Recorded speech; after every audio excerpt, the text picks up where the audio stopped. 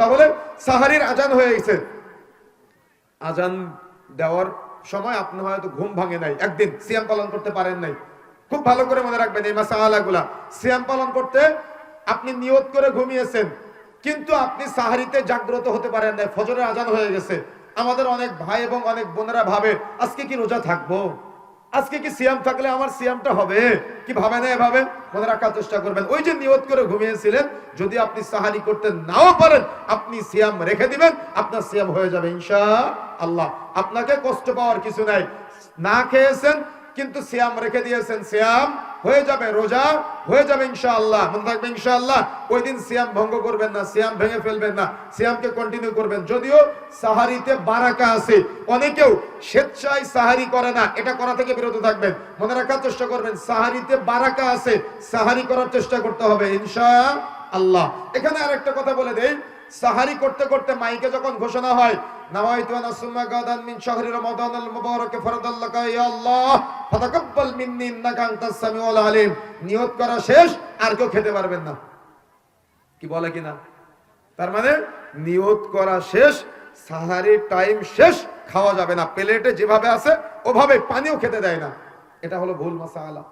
এটা কি মাসালা? ভুল মাসালা, ভুল ফতোয়া প্রচলিত আছে।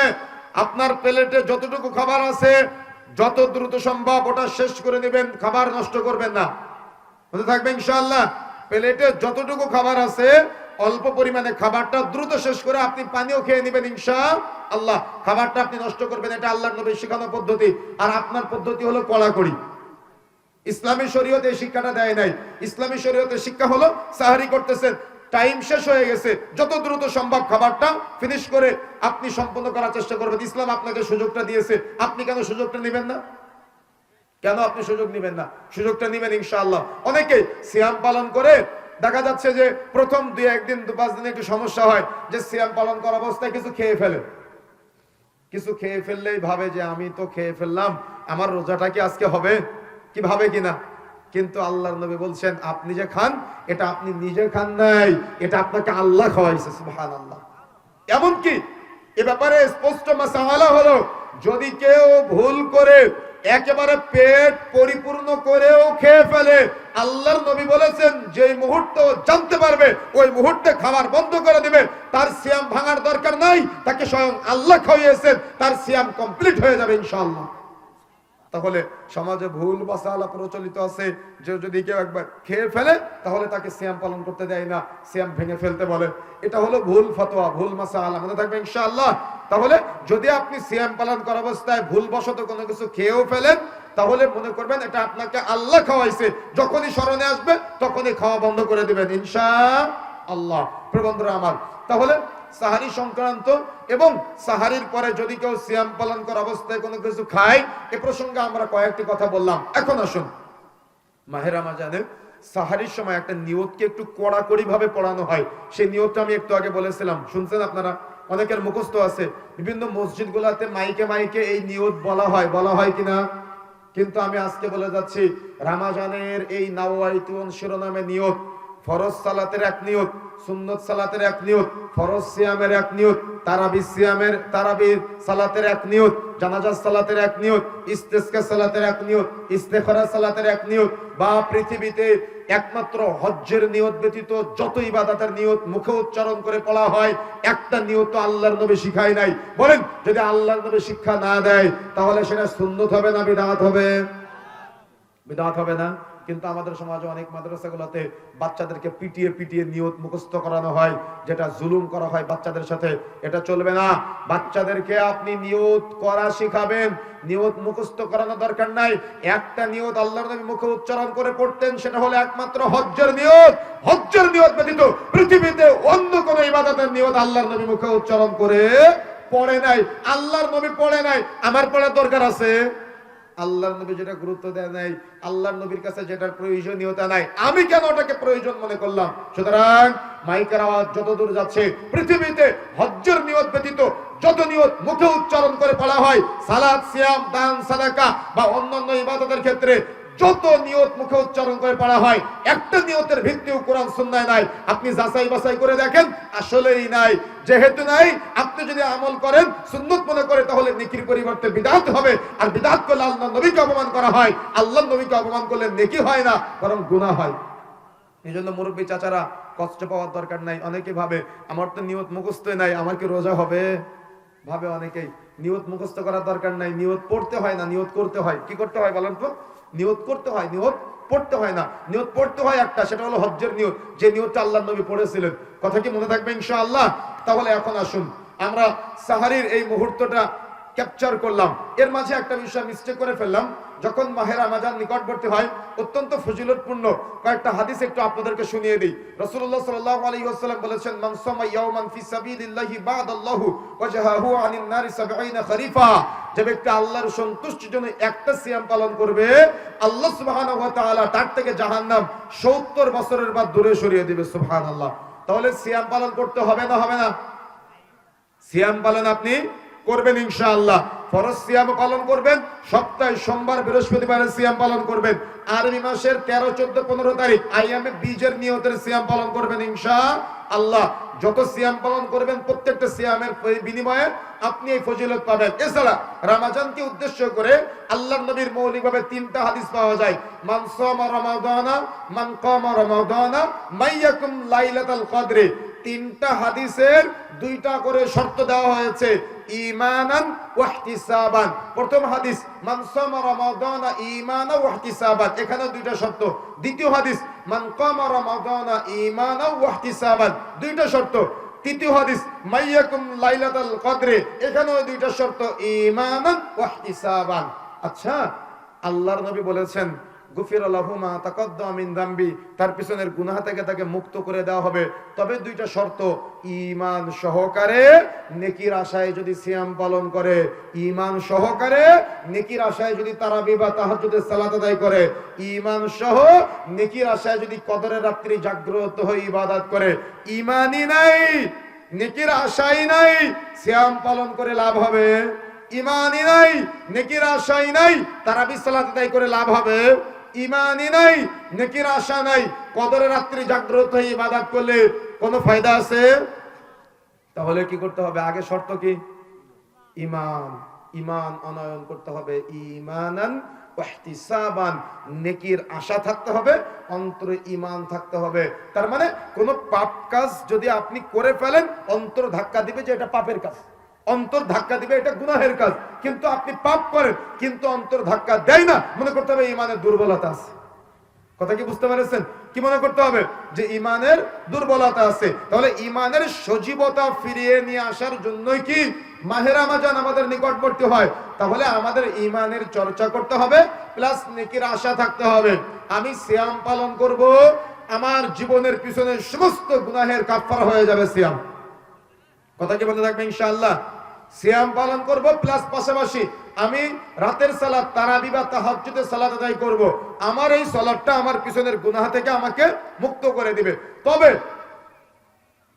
অন্যান্য মাসে আমরা যে সালাতটা আদায় করি, তাহাজ্জুদের সালাত, এটা সম্পর্কে আমরা যতটুকু জানি, তারাবি সালাত সম্পর্কে আমাদের ততটুকু জ্ঞান নাই। জ্ঞান আছে আমাদের? আমরা শুধু মারামারি করি 8 রাকাত না 20 রাকাত, কি মারামারি করি না আমরা? কিন্তু আমাদের ন্যূনতম কোনো জ্ঞান নাই যে আমরা কি আমল, এটা এই আমলের গুরুত্ব কতটুকু। মনে রাখার চেষ্টা করবেন, ফরজ সালাতের পরে আল্লাহর কাছে সবথেকে গুরুত্বপূর্ণ সালাত কোনটা? রাতের সালাত। কিসের সালাত বলেন তো? রাতের সালাত, যেটাকে আপনারা তাহাজ্জুদের সালাত বলেন, যেটাকে আপনারা তাহাজ্জুদের সালাত বলেন। খুব ভালো করে বোঝার চেষ্টা করবেন। রমজানের বাহিরে রাতের শেষ তৃতীয়াংশে পড়ে আপনি এই রাতের সালাতকে তাহাজ্জুদ বলেন, কিন্তু এটা সেম একই নামাজ। রমজানের মধ্যে রাতের প্রথম অংশে পড়ে আপনি এটাকে তারাবি বলেন। কথা কি বুঝতে পেরেছেন? তার মানে তারাবি এবং তাহাজ্জুদ আলাদা কোনো নামাজ না, এটা হলো একই নামাজ। রমজানে রাতের প্রথম অংশে পড়ে তারাবি বলা হয়, আর রমজানের বাহিরে রাতের শেষ অংশে পড়ে এটাকে তাহাজ্জুদ বলা হয়। পার্থক্য এতটুকু। আমার কথা কি বুঝতে পেরেছেন? এটা আলাদা কোনো নামাজ না, আলাদা কোনো বর্ণনাও নাই। সুতরাং প্রিয় বন্ধুরা আমার, মাইকের আওয়াজ যত দূর যাচ্ছে, আল্লাহর নবীর স্ত্রী আয়েশা রাদিয়াল্লাহু তাআলা আনহা নিজে বর্ণনা করতেছেন, আল্লাহর নবীকে রামাজানে ও রামাজানের বাহিরে 11 রাকাতের বেশি পড়তে বা আদায় করতে দেখেন নাই। এখন আল্লাহর নবীর ঘরের খবর কে জানে? সব থেকে বেশি কে জানে? তার স্ত্রী জানে। বিষয়টা স্বাভাবিক কিনা? তাহলে আল্লাহর নবীর স্ত্রী আয়েশা রাদিয়াল্লাহু তাআলা আনহা বলতেছে, রামাজানে ও রামাজানের বাহিরে আল্লাহ রাসূল 11 রাকাতের বেশি আদায় করতেন না। এটা হলো সুন্নাতের সীমাবদ্ধ করে দিয়েছেন কিন্তু আয়েশা রাদিয়াল্লাহু তাআলা আনহা। তার মানে কিছু কিছু আমলের ক্ষেত্রে একটা হলো সুন্নাত আর একটা আছে জায়েজ। আপনি কোনটা মানবেন বলেন তো? আপনার জ্ঞান কোনটা মানবেন আপনি? কোন আমলের ক্ষেত্রে আপনি দেখতে পাচ্ছেন দুইটা বিষয় আছে, একটা জায়েজ আর একটা হলো সুন্নাত। আপনি কোনটা মানবেন? তো প্রথমে আমাদের উচিত সুন্নতকে খুঁজে বের করা। আয়েশা রাদিয়াল্লাহু তাআলা আনহা সুন্নাতের বর্ণনা দিল, আমরা সুন্নতকে মানতে পারি না। আমরা আমাদের বাপ দাদারা কি আমল করে গেছে ওটা কিভাবে জায়েজ প্রমাণ করা যায় ওই প্রমাণতায় ব্যস্ত থাকি সব সময়। কি তাই নয় কি? আমি আজকে বলে যাচ্ছি, সমাজে প্রচলিত দেখা যাচ্ছে 8 রাকাত নামাজ পড়তে 1 ঘন্টা সময় লাগে। অনেক মসজিদ আছে 20 রাকাত নামাজ পড়ে 30 মিনিটে। কি আছে কিনা? যদিও 20 রাকাতের কোনো সহি বর্ণনা পাওয়া যায় না, তবে আপনি এই আকীদা লালন করতে পারেন যে 8 রাকাত তারাবি, 3 রাকাত বিতের, এটা হলো সুন্নাহ।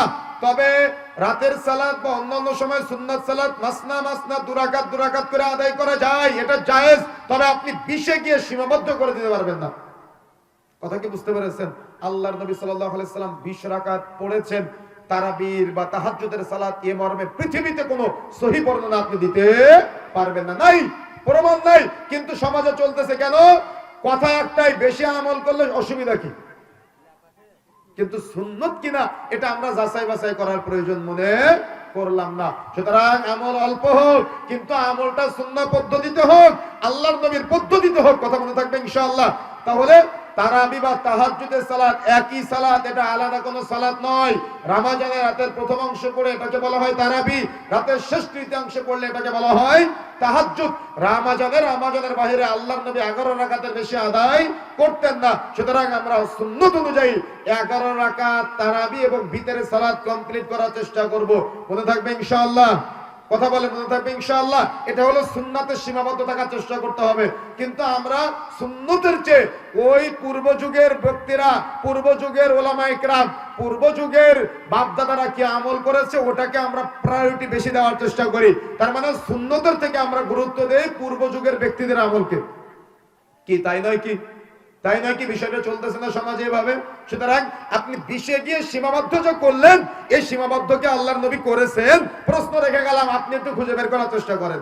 প্রশ্ন আমি দিয়ে গেলাম আপনার কাছে, আপনি একটু যাচাই বাছাই করার চেষ্টা করেন। আল্লাহর নবী থেকে যে প্রমাণ পাওয়া যায়, এই প্রমাণে সন্তুষ্ট থেকে আমল অল্প হোক কিন্তু আমলটা আল্লাহর নবীর পদ্ধতিতে হোক, সুন্নাহ পদ্ধতিতে হোক। আমি এটা বোঝাতে চেয়েছি আপনার কথা কি মনে থাকবে? তাহলে তারাবি বা তাহাজ্জুদের সালাত 8 রাকাত এবং 3 রাকাত ভিতরের সালাত, এই সুন্নাহ পদ্ধতিতে আপনারা আমল করার চেষ্টা করবেন। সুন্নতেই কল্যাণ, মনে থাকবে ইনশাআল্লাহ। অতিরিক্ত আমলে অতিরিক্ত নেকির কথা ভুল। সুতরাং এই চিন্তাশীল হওয়ার চেষ্টা করতে হবে আমাদের। পারবো ইনশাআল্লাহ? চেষ্টা করতে হবে। এখন আসুন, মাহে রমজানে আমাদের সমাজে ফজরের সময় মসজিদে মুসাল্লি কম, জোহরে মুসাল্লি কম, আসরে মুসাল্লি কম, মাগরিবে মুসাল্লি কম, এশার নামাজেও মুসাল্লি নাই, কিন্তু তারাবির নামাজে জায়গা ধরে না। কি আমি ভুল বলেছি? আমি আপনাকে গুরুত্বহীন করতে আসি নাই।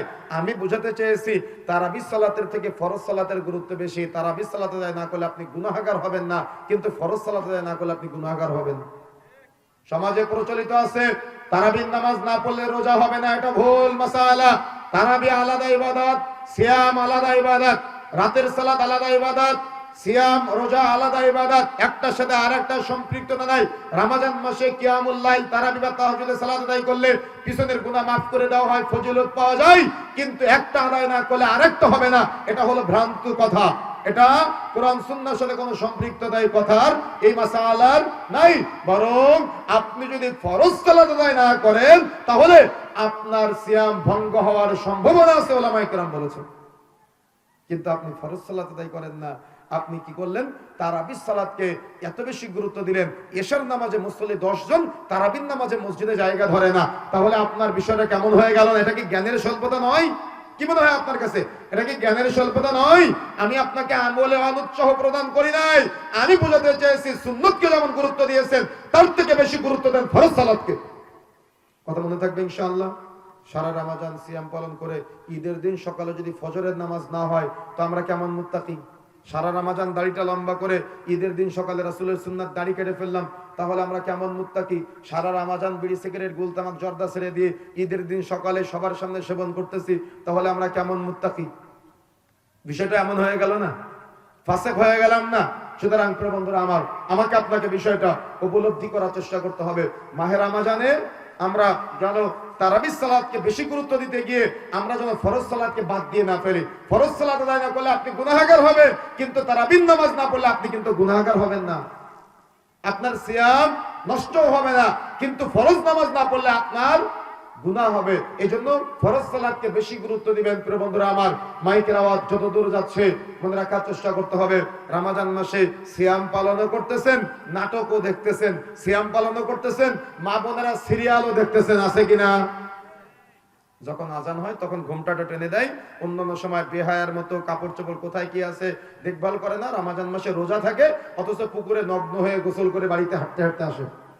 কি ভুল বলেছি আমি? ঠাকুরগাঁয়ে নাই? রমজান মাসে রোজা আছে, ওর পরেও ওই পুকুরে নদীতে গোসল করে ভিজা কাপড় পরে হাঁটতে হাঁটতে বাড়িতে আসে। তার মানে কোনো হিতাহিত জ্ঞান নাই, কোনো ঈমান আমল আকীদার ব্যাপারে ন্যূনতম কোনো জ্ঞান নাই আজকে আমাদের সমাজে। চলতেছে ভাবে চলতেছে, তাকওয়ার প্রয়োজন মনে করে না, পরহেজগারিতার প্রয়োজন মনে করে না, আল্লাহ ভীতির প্রয়োজনীয়তা ফিল করে না। বোন, মাহে রমজান এসেছে মুত্তাকি হওয়ার জন্য, পরহেজগারিতা অর্জন করার জন্য। আমাকে আপনাকে অব্যাহত রাখতে হবে চেষ্টা। 7 বছর বয়সে যেমন সন্তানকে নামাজের প্রশিক্ষণ দিতে হয়, 7 থেকে 10 বছর বয়সের মধ্যে সন্তানকে সিয়াম পালনের প্রশিক্ষণ দেওয়ার চেষ্টা করতে হবে। সন্তানকে যদি আপনি সিয়াম পালনে অভ্যস্ত না করেন, পরীক্ষার অজুহাত দিয়ে সিয়াম পালন না করান, দুনিয়াবি বিভিন্ন অজুহাত দিয়ে শরীর খারাপ হয়ে যাবে, এই অজুহাত দিয়ে সিয়াম পালন না করান, কিয়ামতের মাঠে আপনার সন্তান আপনার বিরুদ্ধাচরণ করবে। সন্তান বলবে, আল্লাহ, বাবা মার সামনে সিয়াম পালন করতে চেয়েছিলাম, কিন্তু আমার বাবা মা আমাকে সিয়াম পালন করতে দেয় নাই। সেই দিন যদি অপরাধীদের কাঠগড়ায় না দাঁড়াতে চান, সন্তানকে সিয়াম পালনে অভ্যস্ত করুন। আপনার 7 থেকে 10 বছর বয়সের সন্তান আল্লাহকে ভয় করে ও যখন পুকুরে গোসল করে, ওর প্রচন্ড তৃষ্ণায় পিপাসায় গলা শুকিয়ে যাচ্ছে, তারপরে ও পানি পান করে না, ও আল্লাহ ভীতি শিখলো, কিন্তু আপনি সিয়াম পালন না করানোর মাধ্যমে তাকে আল্লাহ ভীতি থেকে দূরে সরিয়ে দিলেন। কথা বুঝেন নাই? কথা কি বুঝতে পেরেছেন? এই জন্য বিষয়গুলো বিবেচনা করতে হবে। মাহে রমজানে আমাদের সমাজে প্রচলিত সিয়াম পালন যখন শুরু হয়, সমাজে প্রচলিত কিছু কঠোরপন্থী যারা কুরআন হাদিস মানার চেষ্টা করে না, তারা দেখা যাচ্ছে রাসূলুল্লাহ সাল্লাল্লাহু আলাইহি ওয়াসাল্লামের সুন্নতকে বৃদ্ধাঙ্গুলি দেখিয়ে, রাসূলের নিষেধাজ্ঞাকে বৃদ্ধাঙ্গুলি দেখিয়ে সাহারি করে পান আর জর্দা দিয়ে, আর ইফতার করে সিগারেট দিয়ে। আছে কিনা? আপনাদের এলাকায় নাই মনে হয়, আছে। তার মানে সাহারি করে জর্দা দিয়ে আর ইফতার করে কি দিয়ে? সিগারেট দিয়ে। আল্লাহ রাসূল বলেছেন, যে ব্যক্তি একবার মাদকদ্রব্য সেবন করে তার আগামী 40 দিনের ইবাদত কবুল হবে না। আল্লাহ নবী বলেছেন, লা ইয়াদখুলুল জান্নাতা মুদমিনুল খামর, যে ব্যক্তি মাদকদ্রব্য সেবন করে সে জান্নাতে যাবে না। আল্লাহ নবী বলেছেন, সালাসুন কাদ হারামাল্লাহু আলাইহিমুল জান্নাত, 3 শ্রেণীর ব্যক্তির উপরে জান্নাত হারাম, তার মধ্যে 1 নম্বর মুদমিনুল খামর, যারা নেশাজাতীয় দ্রব্য সেবন করে তারা জান্নাতে যাবে না। আল্লাহ নবী বলেছেন, যারা মাদকদ্রব্য সেবন করে প্রকাশ্যে, এদের জানাজার সালাতে কোনো ঈমানদার ব্যক্তি অংশগ্রহণ করবে না। মাদকদ্রব্য যারা সেবন করে এদের পাপ হলো নিজের মা, খালা, ফুফুর সাথে জেনা করার সমতুল্য পাপ। মাদকদ্রব্য যারা সেবন করে এদের পাপ হলো মূর্তি পূজার ন্যায় পাপ। এরপরে মুসলমান সাহারি করে জর্দা দিয়ে আর ইফতার করে সিগারেট দিয়ে। সিয়াম কবুল যোগ্য হবে না, আল্লাহ নবী বলেছেন, আমি বলি নাই। কথা কি বুঝতে পেরেছেন? একবার সেবন করলে আগামী 40 দিনের ইবাদত কবুল হবে না। এজন্য আজকে থেকে যারা এই মাদক দ্রব্য সেবন করেন, তওবা করে ফিরে আসতে হবে। আজকের পর থেকে যেন এই পাপাচারের সাথে আপনি জড়িত না হতে পারেন, সেদিকে আপনার খেয়াল রাখার আপ্রাণ চেষ্টা করতে হবে। এরপরে আসেন, মাহে রমজানে আপনি আমাদের সমাজে প্রচলিত বহুল সমস্যা আছে, সেটা হলো পুরা দিন দোয়া করতে চায় না। ইফতারের পূর্ব মুহূর্তকে দোয়া কবুলের মুহূর্ত মনে করা হয়, কিন্তু সাহারির পর থেকে ইফতারের আগ পর্যন্ত দোয়া করলে দোয়া কবুল হবে, শুধু ইফতারের পূর্ব মুহূর্তে দোয়া করলে দোয়া কবুল হয়, এটা ঠিক নয়। পুরাটাই দোয়া কবুলের মুহূর্ত, আপনি পুরাটাই দোয়া করতে পারবেন। দোয়া কিভাবে করা হয়? মসজিদের মাইকি ইমাম সাহেব দোয়া ধরে, এলাকার মহিলারা রান্না করে দোয়া ধরে, এলাকার দোকানদার বিক্রয় করে আর দোয়া ধরে, এলাকার চাষা বা দেখা যাচ্ছে যারা যে মাঠে যেখানে যেখানে যে কাজ আছে সেই কাজে থেকে হুজুরের সাথে দোয়ায় সম্পৃক্ত হয়। মাইকে দোয়া হচ্ছে, সবাই যার যার জায়গায় দোয়ায় সম্পৃক্ত হচ্ছে। আছে কিনা? আছে না? 5 মিনিট বাকি আছে ইফতারের, 10 মিনিট বাকি আছে ইফতারের, 15 মিনিট বাকি আছে ইফতারের। এভাবে বলা ইসলামী শরীয়তের সাথে সাংঘর্ষিক। এভাবে আপনি যে মাইকে দোয়া পড়তেছেন দলবদ্ধভাবে, সবাই আপনার সাথে দোয়ায় সম্পৃক্ত হচ্ছে, এভাবে আল্লাহর নবী মুহাম্মদ সাল্লাল্লাহু আলাইহি সাল্লামের রমজান ইফতারের সময় দোয়া করার ব্যাপারে কোনো সহিহ প্রমাণ পাওয়া যায় না। যদি আপনি করেন দেখতে ভালো, কিন্তু নেকির পরিবর্তে বিদআত হয়ে যাবে, সুন্নতের পরিবর্তে বিদআত হবে। আর বিদআত করলে কি হয়? বিদআত করলে আল্লাহর নবীকে অপমান করা হয়। সুতরাং মনে রাখার চেষ্টা করতে হবে, আমল যেটা করবেন রাসূলের থেকে অনুমোদন থাকা লাগবে। আল্লাহ রাসূলের থেকে যদি অনুমোদন না থাকে, আপনি যদি আমল করেন তাহলে নেকির পরিবর্তে গুনাহ হয়ে যাবে। সুতরাং মাইকের আওয়াজ যতদূর যাচ্ছে বিষয়টা উপলব্ধি করার চেষ্টা করতে হবে। ইফতারের সময় মানুষকে ইফতার করানোর চেষ্টা করতে হবে। অনেকে মৃত বাবা মার নামে মানুষকে ইফতার করায়, মৃত ব্যক্তির উদ্দেশ্যে ইফতার দিতে পারেন, তবে সেই ইফতারটা খেতে পারবে শুধু ফকির আর মিসকিন। সমাজে প্রচলিত মৃত ব্যক্তির নামে ইফতার দিলে গ্রামের সবাই মিলে সেই ইফতার গ্রহণ করে, এভাবে গ্রামের সবাই মিলে ইফতার গ্রহণ করা যাবে না। কেন? সবাই তো গ্রামের ফকির মিসকিন না। যারা ফকির আর মিসকিন তারা মৃত ব্যক্তির উদ্দেশ্যে দেওয়া ইফতারটা খেতে পারবে, যারা ফকির মিসকিনের ক্যাটাগরিতে না তারা এই ইফতার গ্রহণ করতে পারবে না। সুতরাং এর পরিবর্তে, এর বাহিরে আপনি মন চেয়েছেন নেকি অর্জন করবেন, যত মানুষ সিয়াম পালন করবে সবার নেকির ভাগ যদি পেতে চান স্বয়ংদের ইফতার করাবেন, কোনো সমস্যা নাই। কিন্তু মৃত ব্যক্তির উদ্দেশ্যে দেওয়া ইফতার ফকির মিসকিন ছাড়া আর কেউ খেতে পারবে না। ফকির মিসকিন ইয়াতীম খেতে পারবে, ওই ক্যাটাগরিতে যারা আছে তারা খেতে পারবে, কিন্তু আম জনতা সবাই খেতে পারবে না। সবাইকে যদি খাওয়াতে হয়, আপনি এক্সট্রা ফজিলতের আশায় সবাই নেকি সিয়াম পালন করবে, আমি নেকি পাবো, আপনি এই উদ্দেশ্যে সবাইকে খাওয়াতে পারেন, যত মানুষকে ইফতার করাবেন সবার নেকি পাবেন। আমি সৌদি আরবে দেখেছি বিভিন্ন জায়গাতে তারা বিভিন্ন মোড়ে মোড়ে এক একজন 100 জনের জন্য, 200 জনের জন্য, 50 জনের জন্য ইফতার নিয়ে বসে থাকে।